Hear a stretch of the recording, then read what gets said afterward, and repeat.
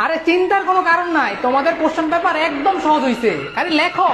কি কই প্রশ্ন সহজ হয়েছে? আকাশে কি দেখা যায়? চাঁদ, তারা, মেঘ নাকি সূর্য? কি রে, কোনটা রইব? আর সারে কি রেখো, এটা সহজ হইছে, যেই কঠিন প্রশ্ন হইছে। কোনটা হইব নে? আর এটা মনে হয় ম্যাগ হইব।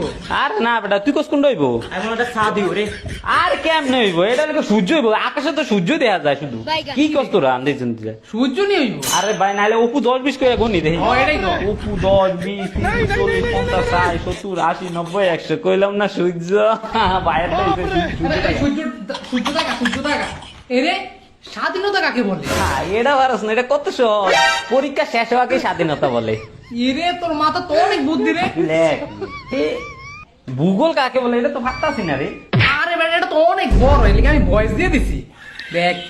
ওরে ভাই, তোকে মাথা কি বুদ্ধি রে ভাই। বয়স এটাই তো, বয়স দিলে স্যার এটা স্পিড দিলে হুমুনি হ বেটা, কি কর? দে, বয়স লাগা। কাজী নজরুল ইসলামের জীবনের প্রতি আলোকপাত করো। কেমনে করবো এটা? লাইট আনি না, টর্চ লাইট মাসলাইট কিচ্ছু আনি না। আরে এটা কত সহজ। তুই কাজী নজরুল ইসলামের একটা ছবি আঁকবি, আর ইন্দা একটা বাতি এঁকে দিবি, ইন্দা একটু কিছু আলো দিয়ে দিবি, তো এলি তো আলোকপাত হয়ে যায় গিয়ে। আমি তো এমনি দিছি, লাগা আলোকপাত। ওইগুনি তো আলোকপাত করতে কইতে আমরা লাইট এঁকে দিছি আর মুহের উপরে দিয়ে, তুই তো আলোকপাত করিয়ে দিছি।